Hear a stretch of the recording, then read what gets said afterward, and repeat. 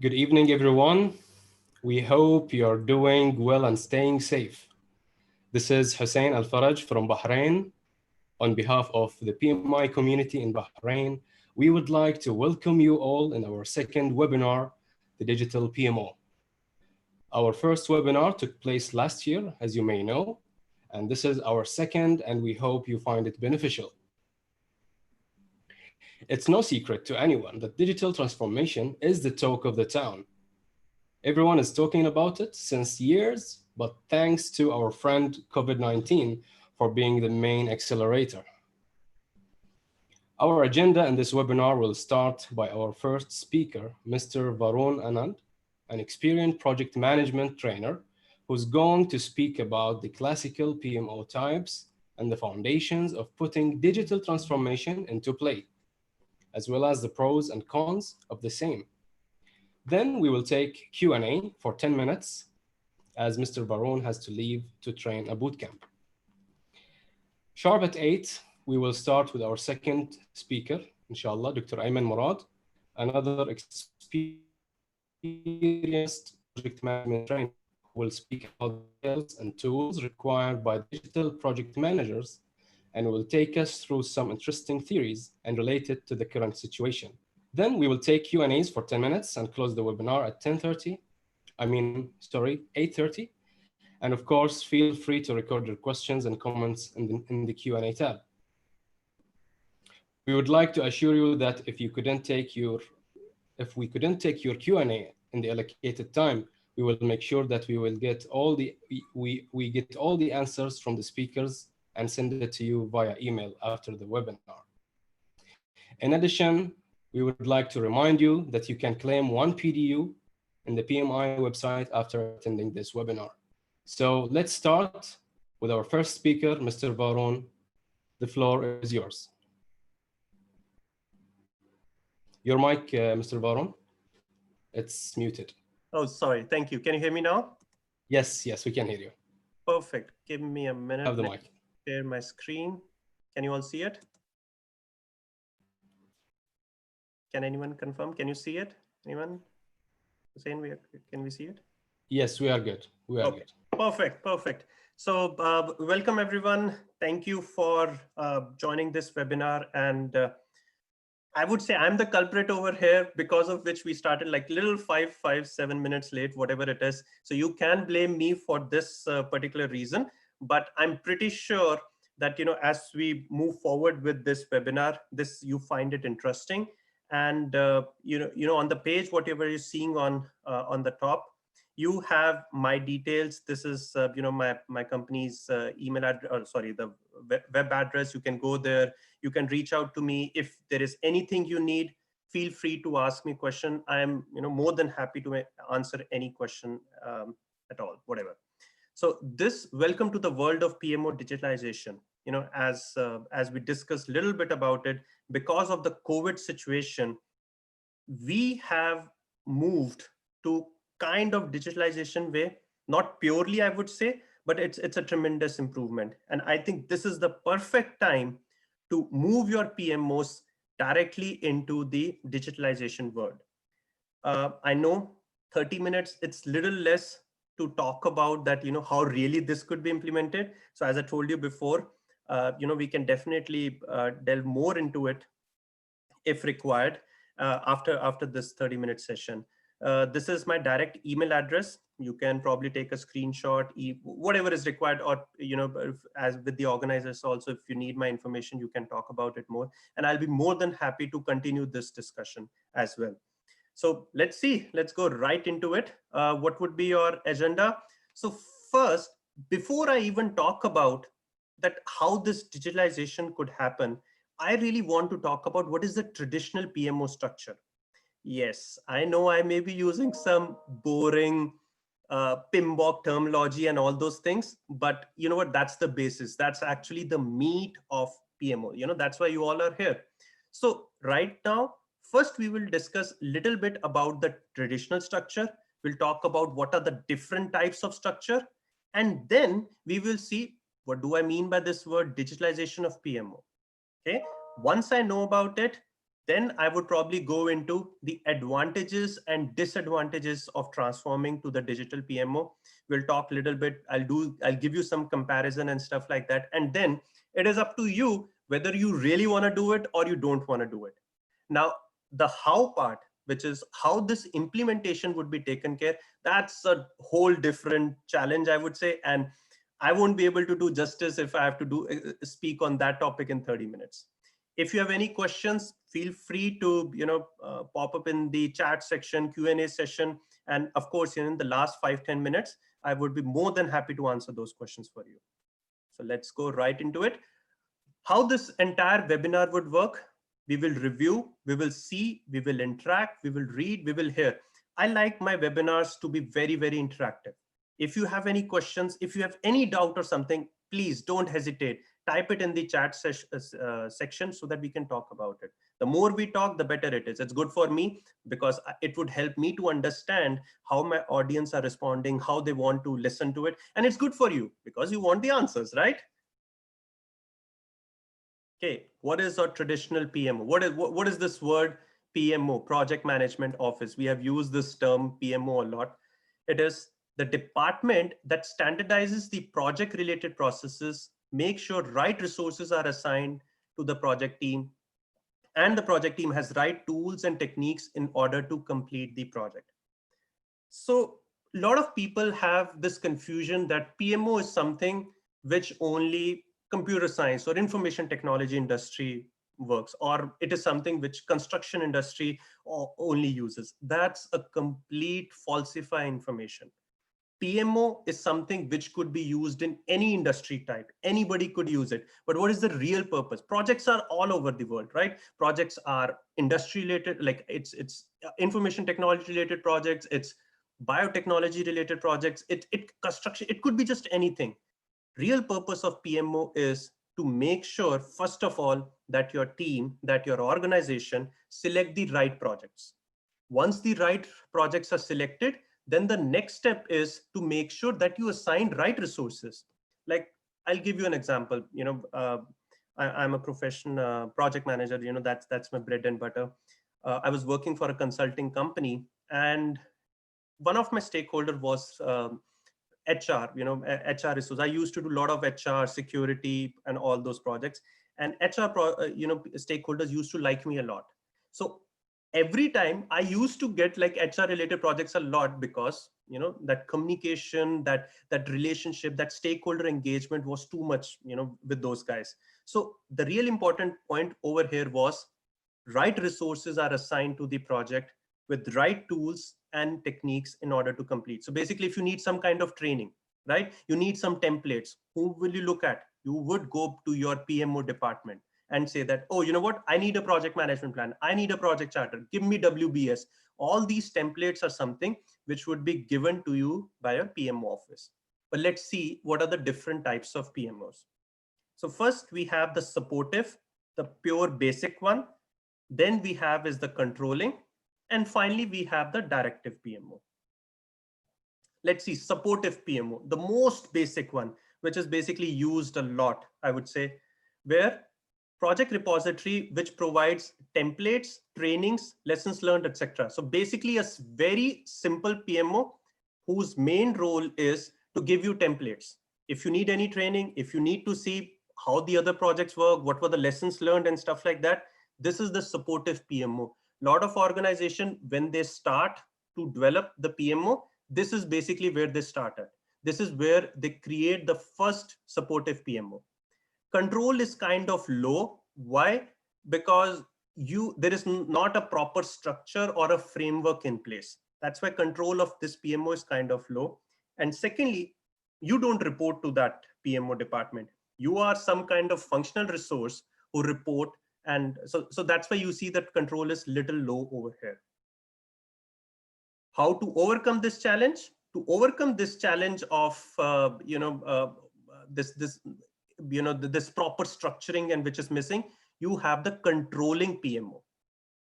This controlling PMO is all about compliance, where compliance, that this is what a proper structure you will be using. This is where you will be using the templates and stuff. So of course, Whatever was given to you by supportive PMO, like trainings, templates, and stuff like that, of course, you give it to controlling also has that piece. But in addition, this talks about your compliance. Compliance, when I say the word compliance, what do I mean by that is you define a structure. You say that, okay, this is your initiation stage. In the initiation stage, these are the 5 documents, 3-4 documents I needed. Once you do that, over there, we will have an audit in place. Once your audit is clear, then we will move to planning stage, where you will have to make these 8 documents.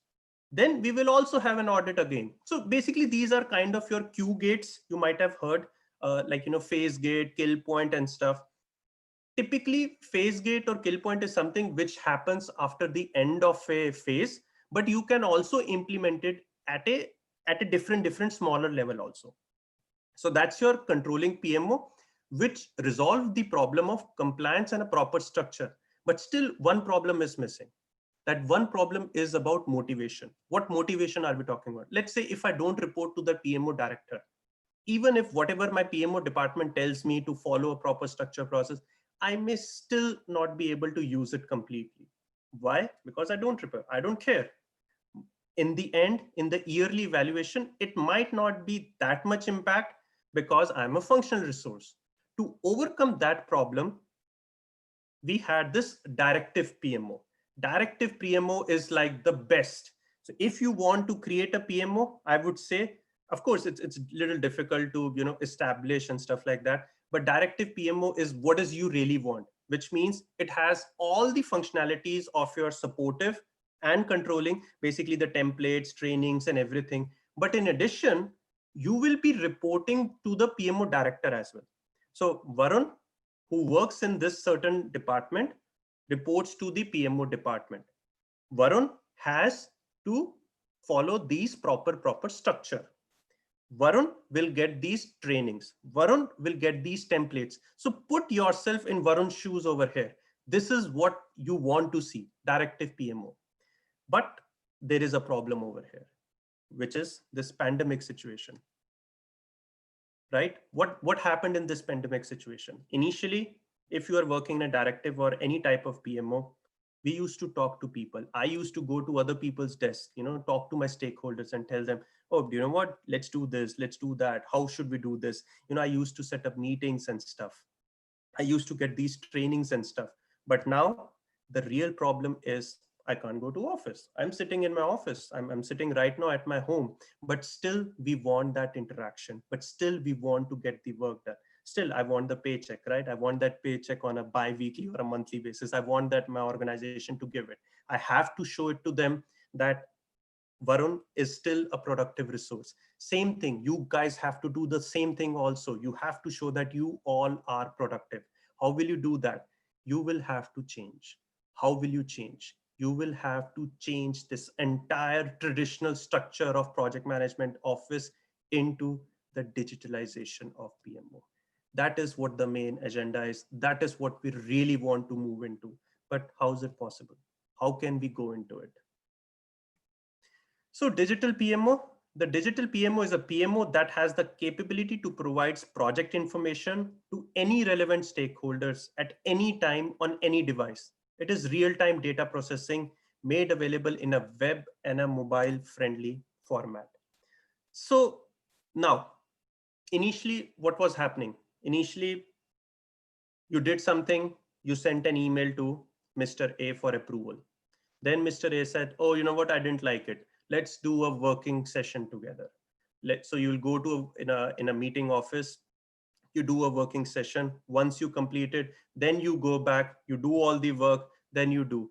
A lot of time was being wasted in this back and forth, a lot of information, right? All these things are now resolved with digital PMO. I'm right now sitting at my home. I'm using my mobile phone. I'm using this mobile phone. I have an app over here which says, hey, John has approved this document. Okay, John has approved. Let me click next. I click on the next option. It goes directly to the next stakeholder who has to approve it. all this thing has become so user friendly, so mobile friendly, that I really don't have to go to a specific location. I really don't have to talk to one particular person to get stuff. That is your digital PMO. Everything is on web. You go to a website, you are sitting on front of a computer, you type few things, you do a process in an automated flow. That is what we are hoping to achieve. That is what is known as your digital PMO. Okay, let's see some of the advantages of this PMO. Real-time decision making. So the main advantage of this is that managers are able to acquire information easily and make decisions at any given time. And I'll give you a real world scenario and an example into it. When I used to work, in the traditional PMO department, I always have to follow a certain process, do this, do that, move to the next, step by step process. Now, when I was doing this step by step, and let's say I want to see what is my budget status, what is my timeline information, am I over budget, am I under budget, am I running on time, am I behind time, all these things. This problem was resolved in this pandemic situation. Exactly in this pandemic situation, we all decided we cannot work like this. We really have to move into the digital PMO world. And that's where this real-time decision making happens. This is where we created a website. We, of course, you have to acquire a tool which has been developed. Those tools which are like Jira, one of the very, very popular tool, I would say, for a business analyst and stuff. But this Jira has a portfolio version also. It has a PMO version also. They have their app also. On this phone itself, I was able to see, oh, my project says I am behind. Oh, my project says I'm running over budget. Okay, what is the next step? Do I have to talk to my customer? Do I have to go back to sponsor and give that information? All these things on my fingertips. That was the beauty of this digital PMO. So real-time decision making happens in this digital PMO. Quick and efficient, of course, right? It makes procedures faster, as well as approvals and authorization. There's no need to wait around a day or even work for reports considering they are relayed during the task. It makes it efficient because the managers in charge can check for issues and come up with immediate solution. I have a Facebook group. I will say Facebook group is something which you can, of course, relate to. Most of you, you may be there. What happens if somebody tags you on that Facebook group? Somebody says, hey, can you tell me what is the next step? Or can you approve this document? Oh, can you clarify this requirement for me? All these things were one problem, right? So those problems, if I'm immediately seeing everything on my fingertips, on my phone or on my website, I can quickly tell that, oh, you know what? Next approval should be from John, please. And I'm saying, hey, John, tagging you to approve this thing. That's where initially you had to set up a meeting. You have to see the meeting calendars. You have to see everybody's availability. Then you have to sit in one room, talk about it, brainstorm about it. But now you're just tagging that person and saying, hey, John, can you approve? If John doesn't want to approve, John wants to talk. John says, pick up the phone. John will call you, talk about it. See, right now you're able to see me, right? Same thing. That's the beauty of this digitalization. Okay, let's see the next one. Concentration on productive work. I should not say this statement, but I would say, I feel like sometimes we waste so much time on setting up meetings. So much unnecessary time is being wasted in these meetings, approvals and flows and all those things. Instead of spending the real quality time on doing the work, I would find most of my time spending in meetings where I'm actually not even required. I'm more of if you remember this word, RACI, responsible, accountable, consult, inform. If I'm more in the informed section, I may be pulled into it. And if I, don't accept the meeting or something, then you say that, hey, we invited Varun and Varun didn't participated in this, right? So these are the problems which can happen. So digital PMO, you concentrate only on productive work. All these unnecessary meetings, all these waste of time, you are doing the real work. Just imagine the Facebook thing. A lot of people ask me questions about project management, in my Facebook group, what do? They tag me, they write a new post and they say, Varun, can you help me with this? Can you do this? All these things are really resolved by those pieces. Less expensive. Okay. Now, I would say this is a contradictory statement, but which is, it is less expensive or more expensive. I would say in the initial go, it is expensive. What do I mean by that? You will probably have to set up a new system. You might have to buy a new tool. All those things are involved. If you are buying it something at an organization level, it may, it may be expensive. But if you ask me personally, on the long run, it is actually less expensive. Why? Because, everything from spreadsheet to reports are merged into one. You find all the information in one single tool. In one single tool, you see this report, you see this information, boom, boom, that's it, done. That's the beauty of this digitalization. So on the long run, it is less expensive, but yes, in the initial go, it can be expensive as well. Okay.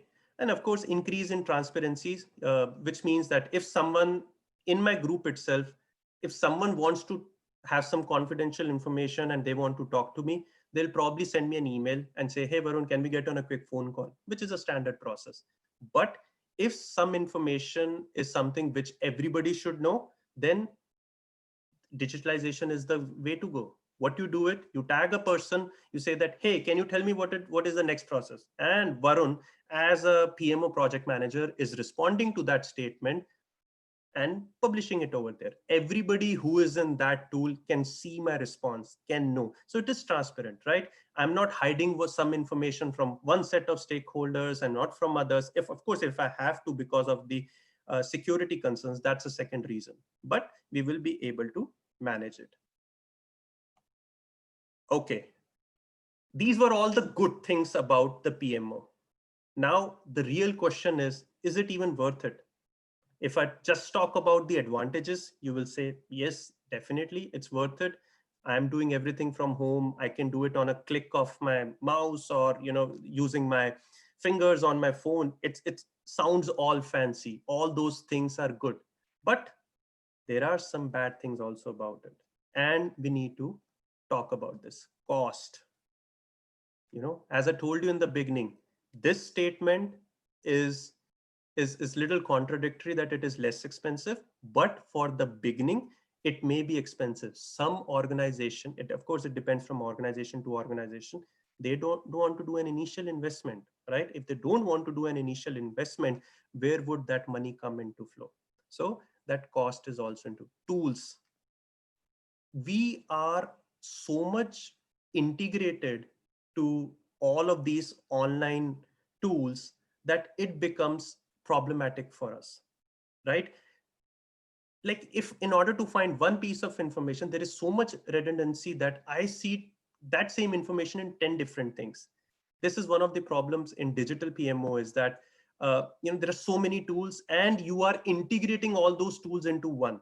And that integration is not easy. It is difficult. You need the right kind of support. So integration to existing systems. Of course, there are some fancy digital. Of course, if you go higher in the rank of, if you spend more money, you will definitely get some good tools and which are very easy to integrate, but it's not necessarily true for all. You may end up probably so many tools you may still be using. Robust network you need. Now all your information is in just one tool. Just imagine if your network condition of your organization is not strong, then they will not be able to take this much amount of information. Initially, all this information was segregated into different tools, but now you need one tool, and that means it needs good, strong, secured network. Same logic, storage space, it would need more storage space because you are now accumulating everything into one. Resource compatibility and receptive to change. Receptive to change is something which is my most favorite, I would say. Once, and I was talking to my boss the other day and he was saying, hey, Varun, are you ready to come to office? And my answer was, you know what? I'm not really sure. I'm so used to in this work from home environment. I don't know if I will now be able to work from office. which is for me, it's a good thing because I'm, sitting in my pajamas and, doing all the work, but people are receptive to change. If you follow a certain practice the way you are doing, you don't want to do something fancy. You don't want to do anything new. Some people are like that, right? So how will you change all those things? It's not just getting a tool and asking them to follow something. You want people to really adapt it. And that adaptation can be difficult because you have to directly hit the minds of the user. So that could be a problem. And of course, resource compatibility. What if they don't want to learn anything, right? So these are some of the problems, I would say. Now, again, the real question is how we will do it. I would give you a straightforward answer. It's very difficult to build anything from scratch. You know, there are so many tools in the market which can help you to achieve this. But the real question is it really worth it? Do you want to do this change, or you are so comfortable in your comfy chairs and following a certain set of guidelines that you don't want to do it? So the floor is all yours. Thank you. I don't know, I think I'm on time. I tried to complete it on time. If you have any questions, here is your time, please go ahead. And I'm always happy to answer those questions. Thank you very much, Mr. Varun. This was really informative, and I think so far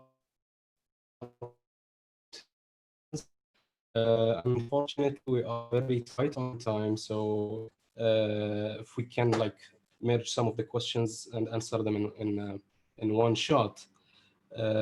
Suda is saying, hello Varun, what's the challenge of digital PMO? Yes, so these were the challenges. I would say, the important problem was about the, receptive to changes, expensiveness in the beginning. All these are some of the challenges, I would say. Thank you. Khalid Kanan, is Oracle Iconics considered a digital PMO tool? That's a good question, Khalid. I have personally not used that tool, but I have heard some good reviews about it. So I won't be the right person to tell you whether it's a good tool or no. All right, and the last question, in general, what's the steps and time frame for controlling PMO to switch to digital PMO? Okay, that's a good question. So we want to move from controlling to a digital. So steps, it all depends upon your organization structure. Are you a functional organization? Are you a project oriented? So that's the first piece you have. And how many employees are we talking about? Do you want to change all the employees into the digital PMO, or there are certain set of people? What is the age factor of those employees? That's a very important, I would say, with certain age, people don't like to change. How much more flexible they are to change it. For some organization, it may take a month to get it done. For some organization, it may take 6 months to get it. So it all depends upon organization to organization. Mm-hmm. Thank you very much, Mr. Varun, for the informative session and for answering the questions. And we wish you a very best in delivering your bootcamp. Thank you very much. Thank you so much. Thank you guys for the opportunity. If you have any questions, once again, please feel free to reach out to me. And over to Dr. Ayman. Sorry, Doctor, I would be missing your presentation. I would love to have it, but I have to go. Sorry. Okay, it is recorded, so you can see it later. Thank you. The mic is yours, Dr. Ayman. Okay.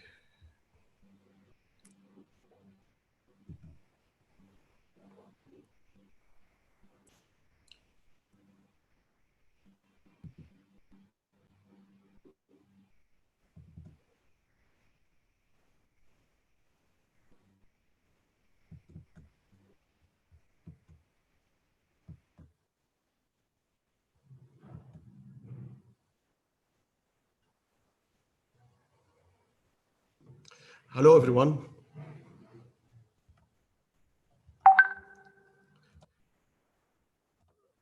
Sorry for sometimes the technology, when we want to use it, we know how to use it, but in the correct time, it will not tell us how to use it. So today seminar will be about the training aspects for the digital transformation for the PMOs. So my name is Ayman Murad, and I have a good experience in training for the project management. So I will shed some lights about the consideration that we have to take it in order to transform our PMOs to digital PMO. As you can see, this is my email if you want to ask further questions after this webinar, and my contacts are also available here.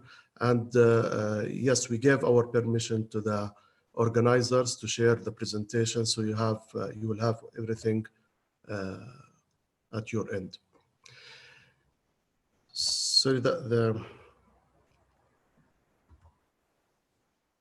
yeah, I'm going to talk about, sorry, because it looks like it goes automatically. Can I present in this way? Can just anyone show a hand? Yes, no problem. Yeah, okay. So going back here, I'm going to cover what we call the black swan theory. Also, because we are living in an extraordinary situation, which is the COVID-19, I will relate it to what we are presenting today. And also, I will talk about the impacts of digitalization on the project management practices. Also, I will highlight some of the skills that are needed for the project managers if we, between quotation, we want to describe them or name them as digital project managers. And I will highlight some of the tools for the digital project management office, and what kind of certification that people, of course, would like to have in order to make the business a success. So you can ask your questions in the Q&A, and I will respond after the class, inshallah. So to talk about the black swan theory, I will ask you a question. Have you imagined that we are staying at home for almost now 3 months? If someone in 2019 or 2018 told you that we might work from office and we might not be able to go to the supermarket, which is next to us, I think this is something that we thought that it will not happen. Digitization is coming, the luxury of life is becoming very cheap. So we thought that our life is going easy and easy and easy, and we have never ever thought that we will be prisoners of our houses. We cannot go out. But now this is the situation as of COVID-19. So the black swan theory, the origin of this theory, they said that the swan is always white. Until they discovered Australia, they found that no, there is swan, but it is also black. So sometimes we live in our PMO, we live in our organization, and we feel that we are progressing. Next year will be better than this year. We will add more tools. We will be able to communicate. But on a sudden, a situation come on place like the COVID-19, and we go back to home. We are not going to office. We are not going to shop. We cannot meet our relatives or our friends, and we have to deal with that. And of course, there are many stories how organizations managed to meet their business goals during COVID-19. And thanks, this is between quotation, thanks for COVID-19, because it enforces us to go for digitalization. Otherwise, everyone was looking for the digitalization as something luxury. If you have more money, if you want to show that you have computers and networks and etc., you can do some digitalization, but it is not a must. So it wasn't at any priority for any business area. It is just a luxury thing. Now, I think it is a basic, it is the most important infrastructure that anyone should invest for the future in case we have another crisis like COVID-19. So as a project manager, you will face many crises during your work. And one of the responses, or the major responses that you need to put in place, is your people. I put it the first one, because if you are not protecting your people, who is going to do the work? Even if you have a digital PMO, if you have all the practice, all the tools and techniques and the offices and the computers, but if your people are not protected from several aspects, from work protection, family protection, salary protection, then you will have everything in place, but the manpower is not there.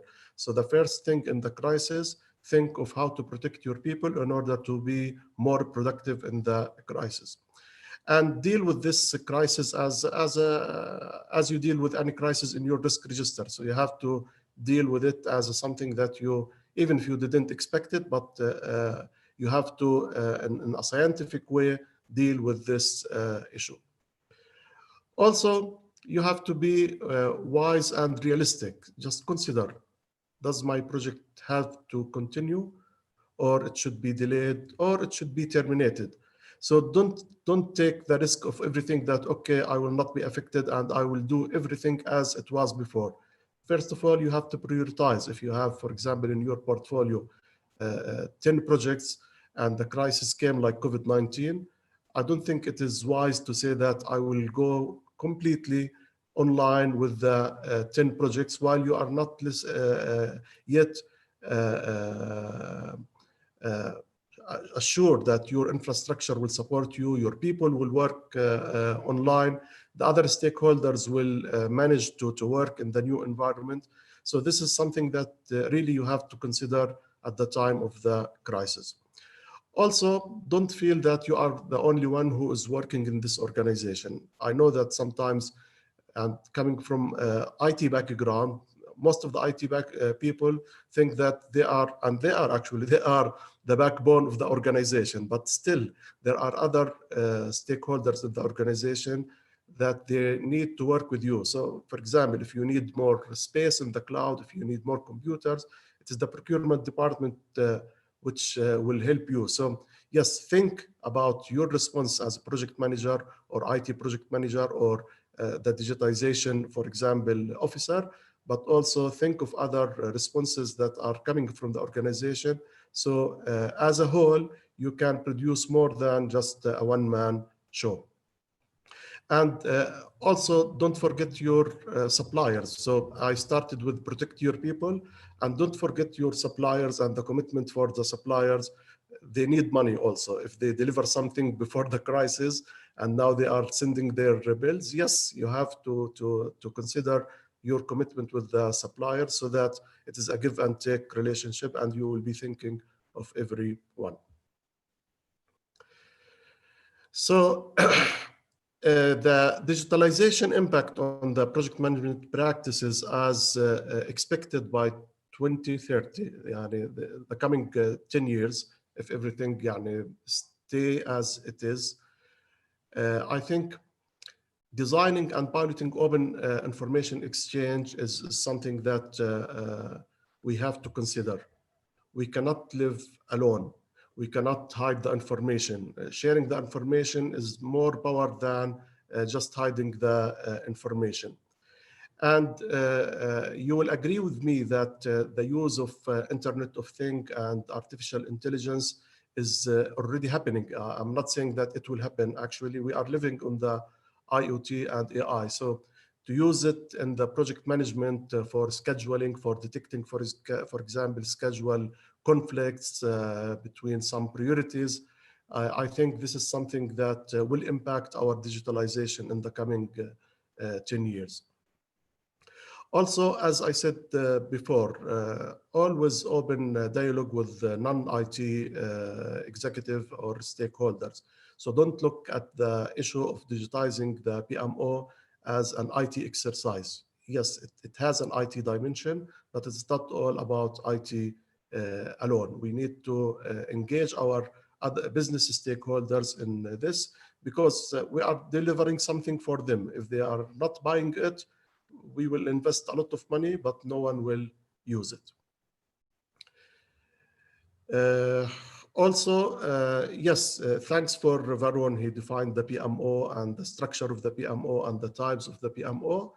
Yes, I'm not saying that we are going to remove it or to change it, but don't stuck with the definition. I think we have to stuck with the value, what we can contribute as a PMO or digital PMO, and then we can, of course, if we didn't have a PMO, just concentrate on what is the value that you can provide for the organization from your structure, and then you can classify it whether it was a supportive one or directive one or controlling one.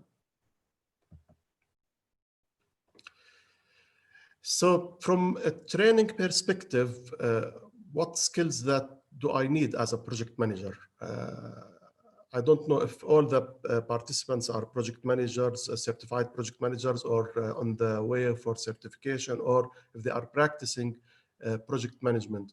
But of course, I cannot put one list. If I want to put one list, I can go and say, for example, if you are PMP or Prince2 certified, then you have the basic skills.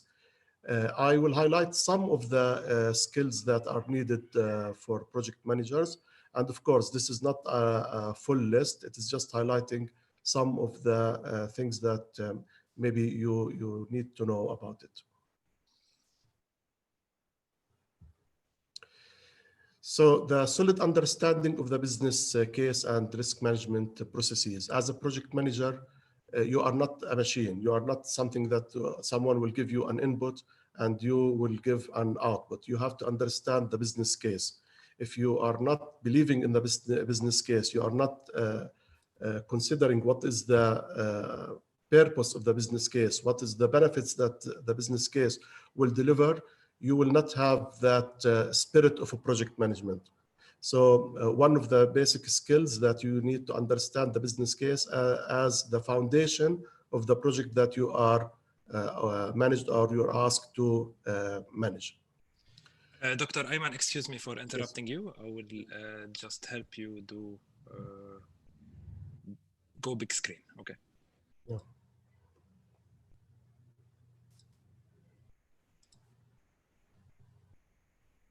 Okay, now you can go full slideshow. Okay.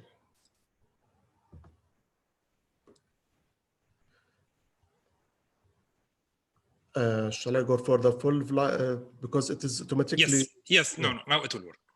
Okay, thank you. Oh, it's better now.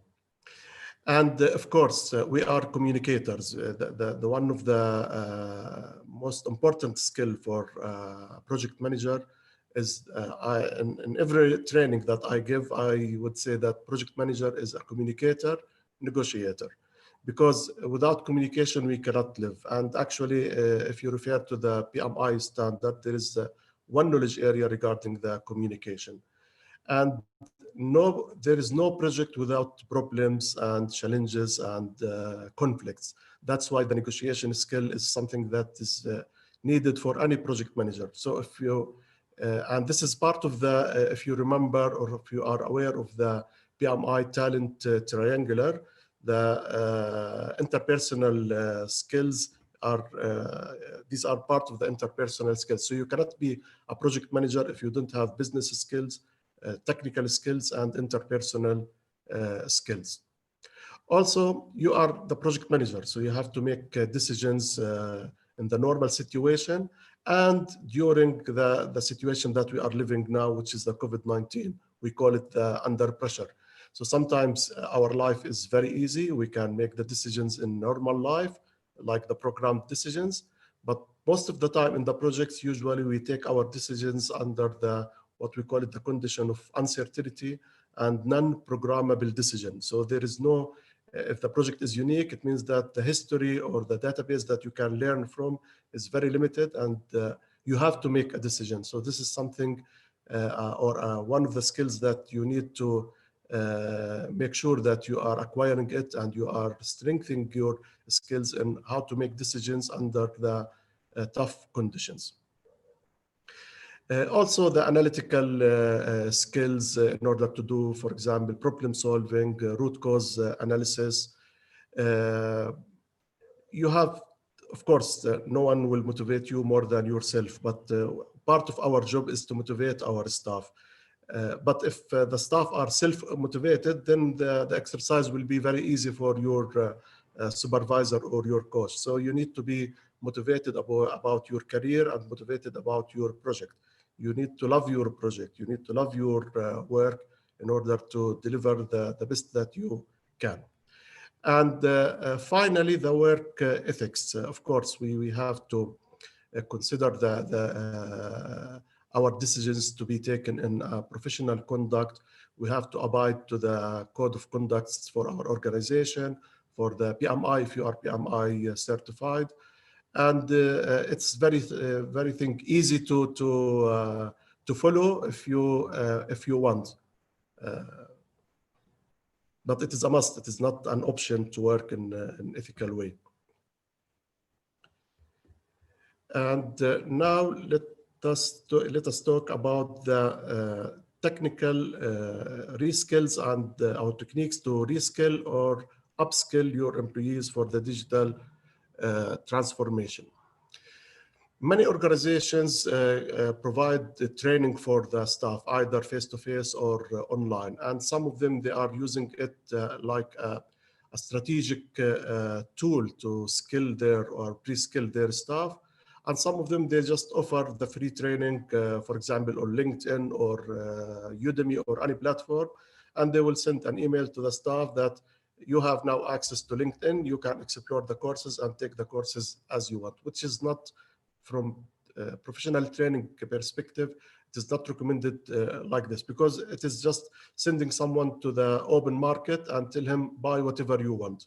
Yes, sometimes we can identify our training needs, but of course there are some skills that are needed for the organization. And I want to make sure that when my staff or my PMO staff, when they spend 1 hour or 2 hours in the training, they are spending it part of the time for themselves, which is natural and something that we have to accept. But also part of that time should be for the needs for the organization. So we need to give them explicit permission to learn from office, to learn from home, to pay for their learning. And this learning should be on demand. And sometimes we emphasize on the micro learning. Sometimes, yes, it is good to go for 1 week training. But if from the 1 week I can go, for example, for 2 days, or from the 2 days I can go for the 1 hour. So as much as we can customize our training and look for the specific training that will meet the specific need, it will be more productive. So instead of wasting 1 week on the training, while what I can communicate in 1 day, it will be better for me and for the trainer and for the organization to use 1 day of our budget for that training. And we need to blend the content. So you are not taking the training at the training school or the training center, and when you are coming back to the office, you cannot implement what you have trained on. My methodology in training, sorry to say but actually it is the best methodology I am following, I have not created, is that when you send your staff to a training, ask them during the training if they want to practice any example. They will take a live example. They will take a real example from them, so that with the help of the trainer, they can produce something in the training workshop. And when they come back to their office, they have something ready to start with. So I fully recommend that a training organization, when they conduct the training, they take examples and exercise from the real environment of the trainees. So it will be much closer for them. They will enjoy doing it in the training because it is the safe environment to train and to make mistakes.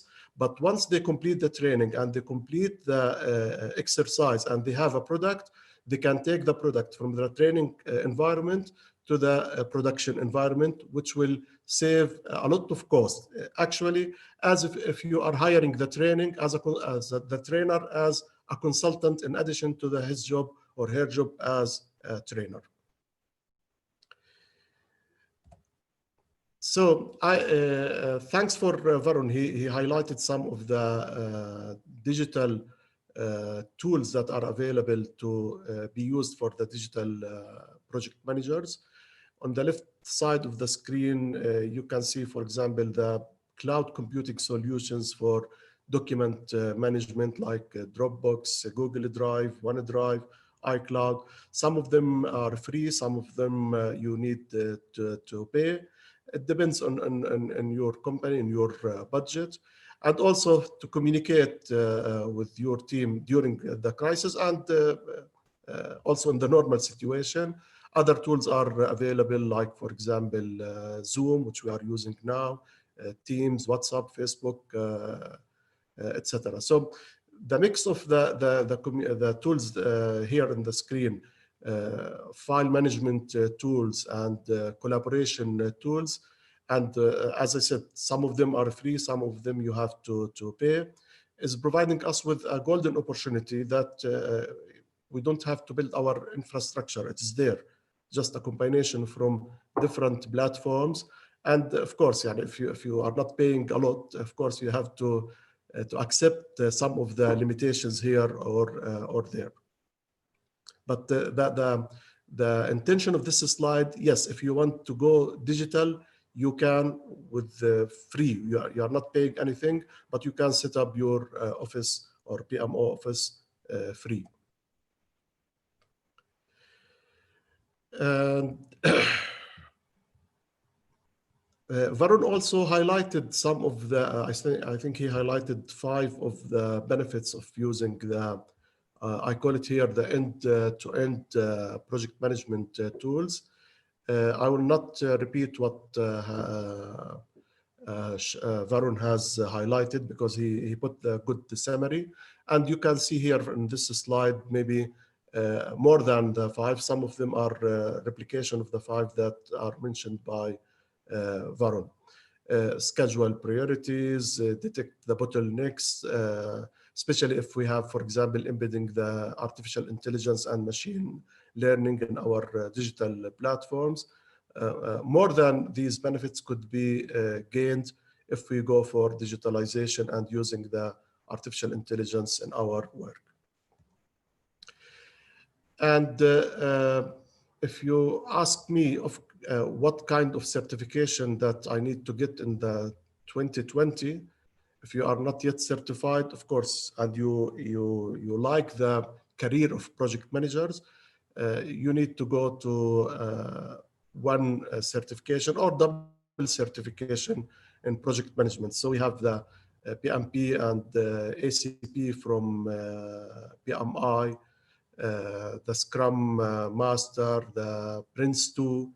And sometimes the choice of which certificate is better, sometimes your organization, because of the organization project management methodology, for example, is based on PMI, it's better to go for the PMI certification.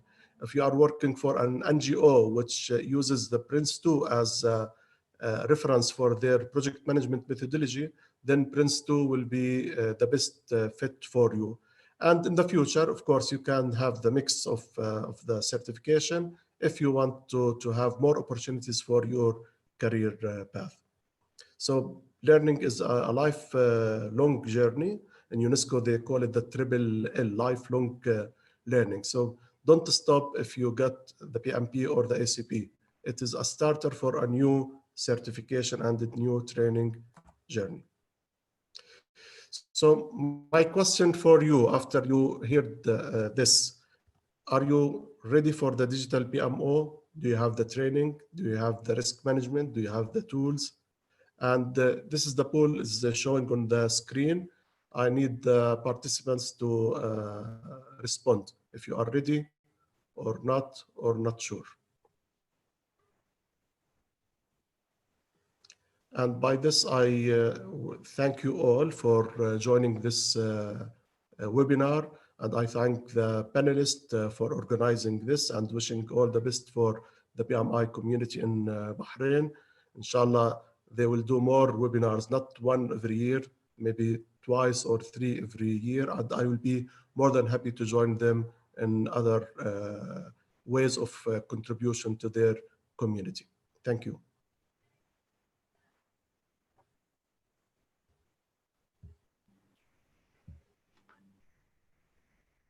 Thank you very much, Dr. Ayman. That was a really informative session. And I think we are now collecting the poll results. How many answers did we get until now? So far, 41 answer. I will display the result now. Okay, thank you.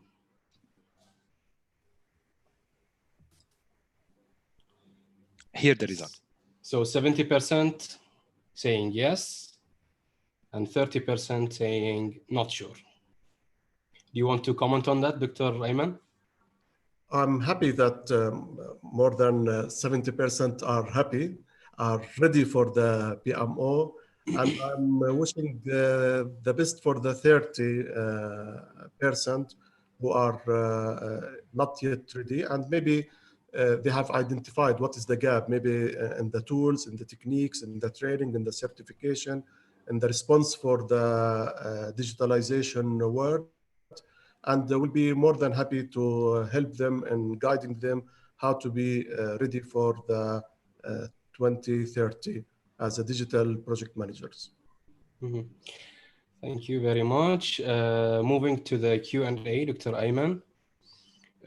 Mariam Jamshir is saying, can PMO digitization one day completely substitute traditional PMO?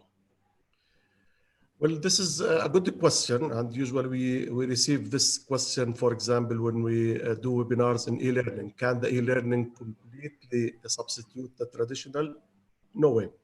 No way, because still the human factor is still needed. We cannot rely everything on technology. You need someone, the technology is a tool for us. It is not driving us. We are driving the technology. It will help us, for sure.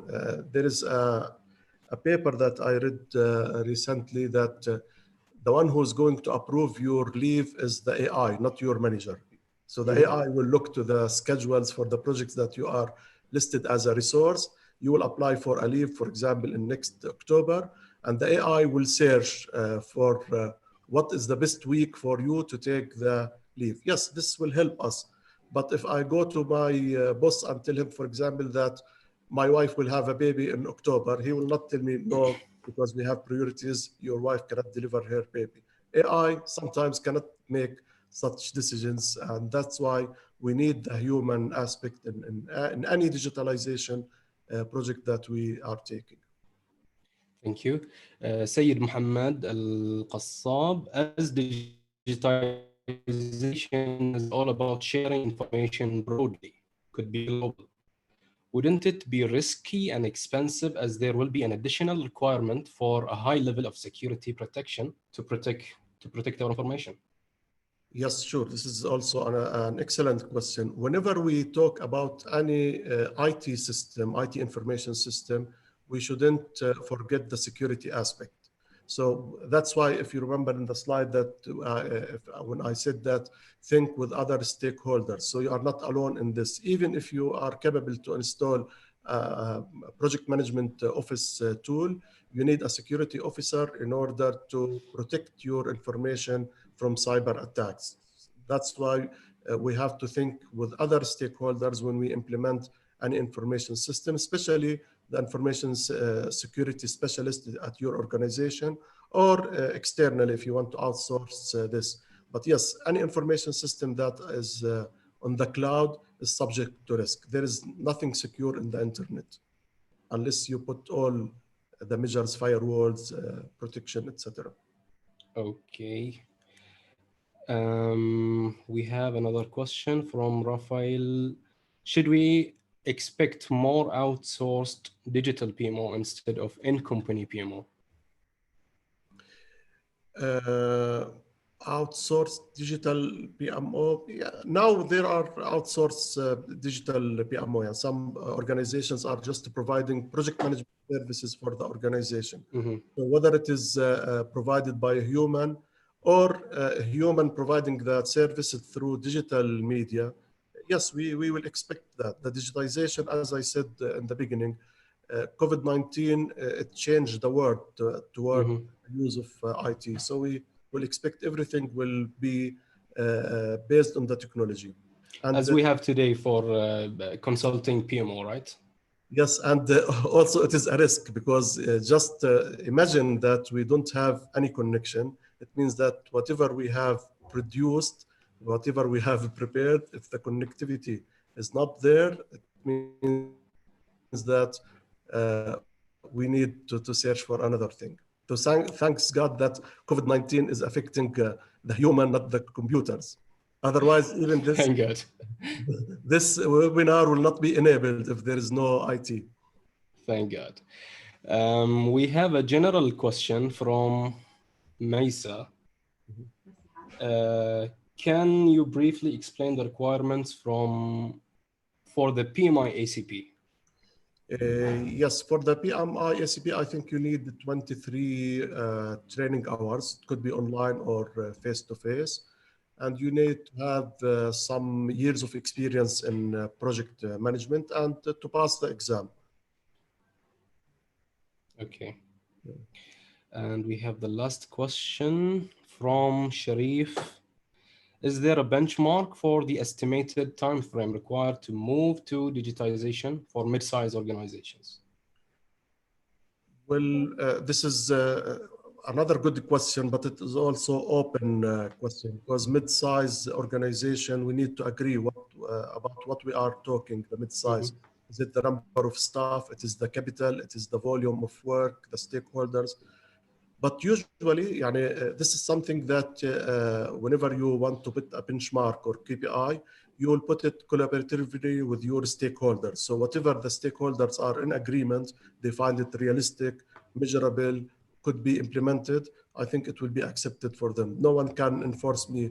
If, for example, you will tell me in Japan, they do it in 3 days, I cannot take the 3 days here in Jordan or in Bahrain and implement it just because Japan implemented in 3 days.